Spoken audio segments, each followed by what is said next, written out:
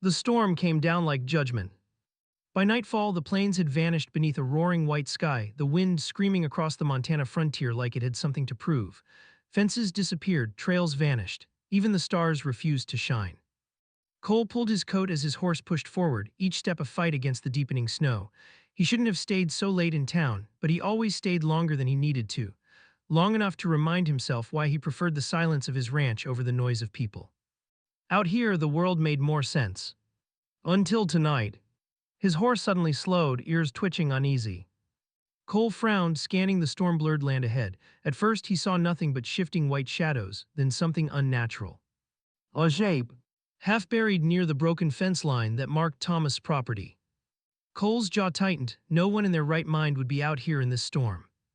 He swung down from the saddle, boots sinking deep into the snow as the wind nearly shoved him sideways. Each step was a struggle, but he forced himself forward, eyes locked on the shape. It didn't move. For a moment, he thought he was too late. Then, a faint sound. Not the wind. A breath. Cole dropped to his knees and brushed the snow away with gloved hands, his heart thudding harder with each second. Fabric emerged first, thin, pale, soaked through with ice. Then skin. Cold, too cold. And then he saw her face. A young woman barely conscious, her dark hair frozen in strands across her cheeks. Her lips were cracked, trembling faintly as she tried to speak. Red Elk. Cole's chest tightened. He'd seen her once in town days ago, standing beside Thomas, dressed as a bride but looking more like a prisoner. The whispers had followed her everywhere. A native woman married into one of the most stubborn, prideful men in the county. People didn't hide what they thought of that. And now she was here, left in the snow like something unwanted. Her eyes fluttered open just enough to find him. Fear flashed through them, not relief. "Do," she whispered, her voice barely more than air. "Don't let them take me back." Cole froze. Those weren't the words of someone lost. Those were the words of someone running.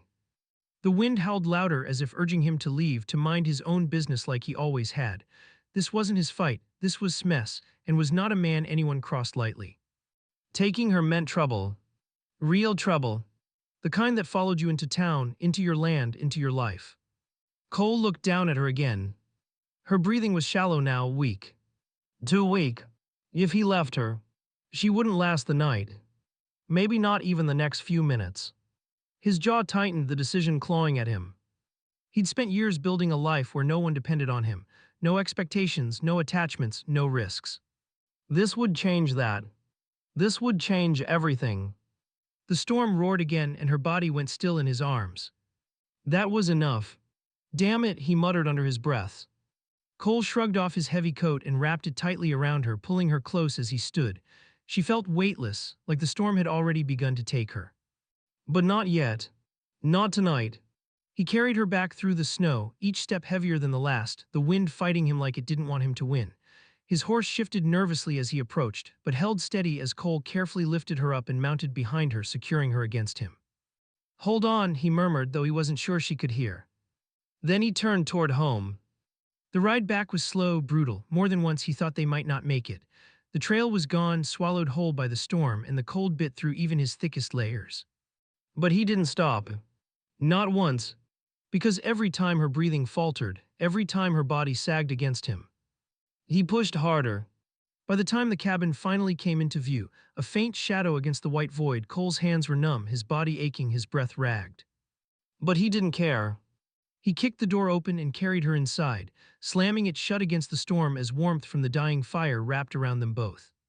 Quickly he moved, laying her near the hearth, throwing more wood into the flames, stripping off her frozen outer layers with careful, steady hands. She didn't stir, didn't fight, didn't speak. For a moment, a cold fear gripped him than the storm ever could. But then, a breath, faint but there. Relief washed through him, sharp and sudden. "She's alive," he muttered quietly. Cole grabbed blankets, wrapping them around her, his movements slowing as his eyes caught something wrong. Something he hadn't noticed before. His hands stilled. His gaze dropped. Beneath the torn fabric of her dress, beneath the layers of cold and exhaustion. There was no mistaking it. The slight curve. The unmistakable truth. She was pregnant. Cole leaned back slightly, the weight of that realization settling heavily in his chest. This wasn't just a woman left to die. This was something else. Something darker. Something deliberate. Outside, the storm raged on. But inside the cabin, everything had already changed. And Cole knew, with a certainty that settled deep in his bones. Whatever he had just stepped into, there was no walking away from it now. The storm didn't pass the next morning, or the morning after that. For 3 days, the world outside Cole's cabin remained buried beneath a relentless white silence. The wind softened, but the cold stayed, settling deep into the bones of the land like it had no intention of leaving. Inside, the fire never died. And neither did she. Red Elk hovered somewhere between sleep and waking, her body slowly clawing its way back from the edge. Each breath came easier than the last, though weakness still clung to her like a shadow. Cole kept his distance at first. He wasn't a man used to tending to people, especially not women, and certainly not trouble wrapped in a torn wedding dress. But he did what needed to be done. He kept the fire going, brought water, left food within reach. He didn't ask questions. Not yet. On the fourth morning, he found her sitting up. Barely. Wrapped in blankets near the hearth, her dark eyes followed him as he entered. There was no gratitude in them. Only caution. "You're alive," Cole said simply, setting down a tin cup of warm broth beside her. Her gaze didn't leave him. "You shouldn't have brought me here." His brow furrowed slightly. "Didn't seem like you had much say in the matter." A faint flicker of something crossed her face, pain maybe, or memory. "They'll come looking," she said quietly. Cole leaned against the wall, arms crossed. "Let them." Her eyes sharpened. "You don't understand." "Then help me understand." Silence stretched between them, thick as the storm outside. Looked down at her hands, fingers curling slightly in the blanket as if bracing against something unseen. "I wasn't supposed to leave," she finally said. Cole let out a dry breath, funny way of showing it. Her jaw tightened, but she didn't rise to the remark. "It wasn't a marriage," she continued, her voice low, "not the way you think." Cole studied her carefully now. "Then what was it?" "A trade." The word landed heavy. "Land for a name, respect for silence," she said. "Thomas wanted what my people had left, and he knew no one in town would question him if I became his wife." Cole's expression darkened. "That sounded like—" "And you agreed to this?" he asked. His eyes flicked up, sharp and wounded. "Do you think I had a choice?" The question hung there, cutting deeper than either of them expected. Cole looked away first. The fire cracked softly between them. "What changed?" he asked after a moment. Didn't answer right away. Instead, her hand drifted unconsciously to her stomach, resting there in a protective gesture she didn't seem to notice. Cole noticed. "Does he know?" he asked quietly. Her body stiffened. "That you're carrying," he added. Closed her eyes briefly as if gathering strength. When she opened them again, there was something heavier behind them now, something darker. "He found out," she said. "And—" A bitter, humorless breath escaped her, and he looked at me like I was something rotten. Cole's jaw tightened. "He said it wasn't his," she continued. "Said I'd shamed him, that I'd made him a fool in front of the town." Cole pushed off the wall slightly. "So he threw you out into a blizzard?" "No," she said, her voice dropping even lower. Something in her tone made him still. "I ran," she said, "before he could do worse." Cole studied her, sensing the truth wasn't finished yet. "Worse how?" His gaze shifted to the fire, the flames reflecting faintly in her eyes. "He wasn't going to let the child live." The words settled into the room like smoke. Cole felt something cold twist in his chest. "Whose is it?" he asked carefully. Didn't respond.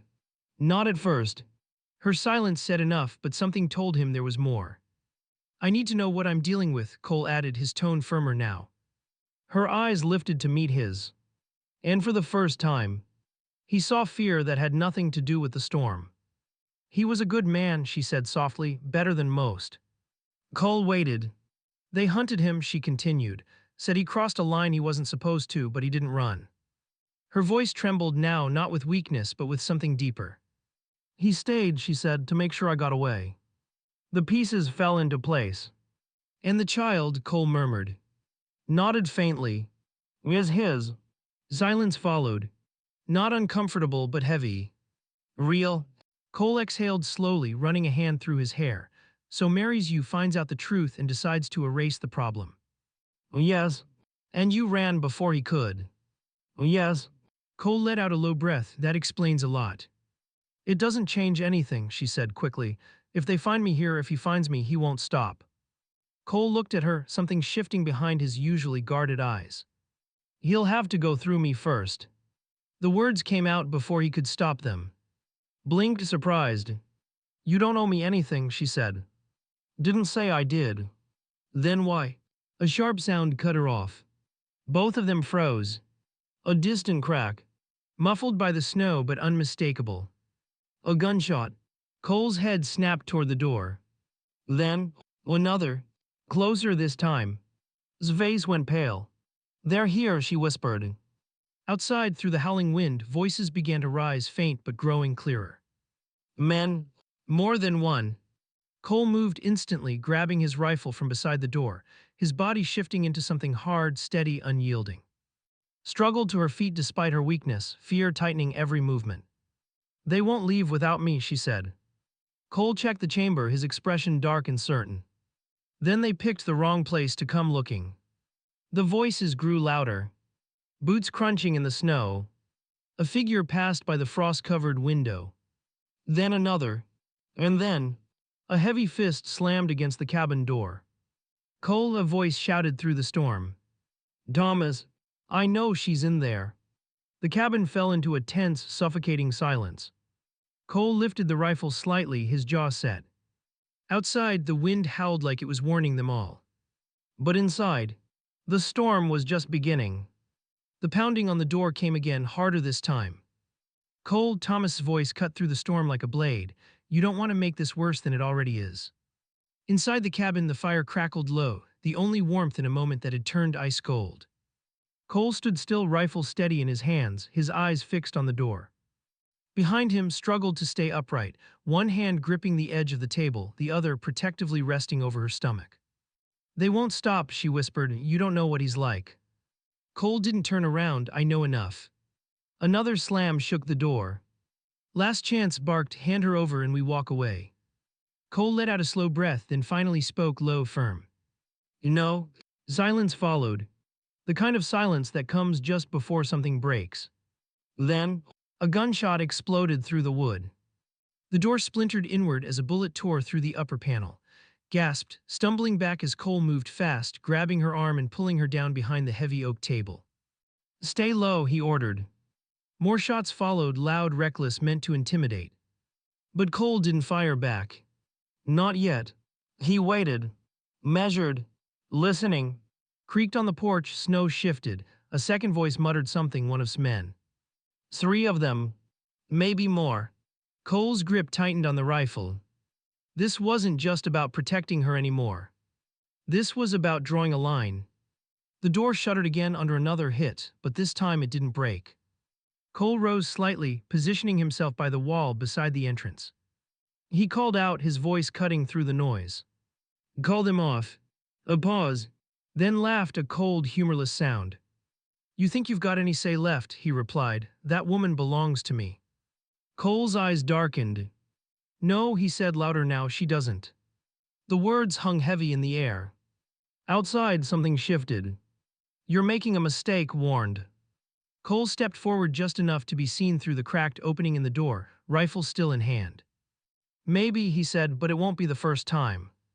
Another shot rang out, this one closer. The bullet struck the wall beside him, splintering wood. Cole didn't flinch. And then, he fired back. One clean shot. A shout followed from outside as one of the men dropped into the snow. Everything erupted after that. Gunfire, shouting, chaos. But Cole didn't waste bullets. Every movement was controlled, deliberate. He used the cabin walls, the narrow angles, forcing them to hesitate every time they tried to rush forward. Inside, pressed herself against the floor, her heart pounding so loud she could barely hear anything else. This was it.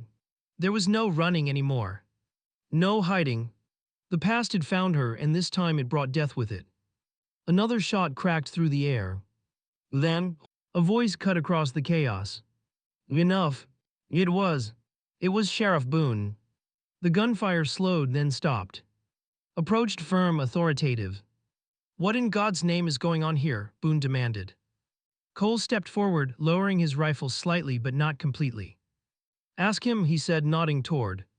Stood a few yards away, his face twisted with anger, one of his men clutching a wounded arm beside him.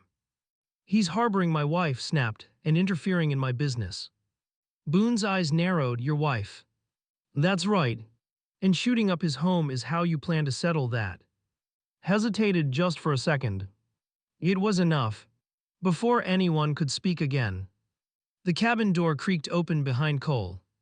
Stepped out, barefoot, wrapped in a blanket, but standing, strong. Every eye turned to her. The wind caught her hair, whipping it across her face, but she didn't step back.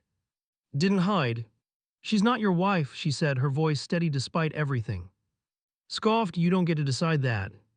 I already did. Silence fell. Even the storm seemed to quiet. Took another step forward, her gaze locking onto the sheriff now. He married me for land, she said, for power, not for truth. Boone's expression hardened slightly. Go on. He knew the child wasn't his, she continued, and he wasn't going to let it live. A murmur rippled through the men. His face darkened. That's a lie. It's not. Her voice didn't rise. It didn't need to. He left me in the storm to die, she said, because it was easier than facing what he'd done. The weight of her words settled heavily over the group. Boone looked at, you want to answer that? Opened his mouth, but nothing came out. For once, he had no control. No power.